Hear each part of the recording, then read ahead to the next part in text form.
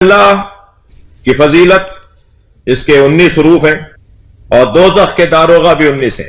دوزخ میں پھینکنے اور پٹکنے والے بھی جو اللہ نے فرشتے قرار دیے ہیں جو لوگوں کو ادھر سے ادھر پھینکیں گے، ادھر سے ادھر ڈالیں گے، وہ بڑے لوگ، وہ ان کے نیچے بھی پھر پوری ٹیم ہے ان کی، خلیفہ بنا دیا وہ 19 ہے. تو یہاں بسم اللہ الرحمن الرحیم کے 19 حروف ہیں. قرآن کی تلاوت کے آداب میں سے ہے کہ جب عذاب کی آیات آپ پڑھنے لگیں تو بسم اللہ نہیں پڑھیے گا، کیونکہ اس میں برکت نہیں چاہیے.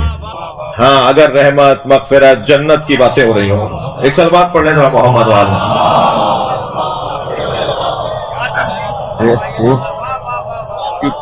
کیوں جہاں رحمتوں اور برکتوں کی بات ہو وہاں بسم اللہ سے بات شروع کی جائے.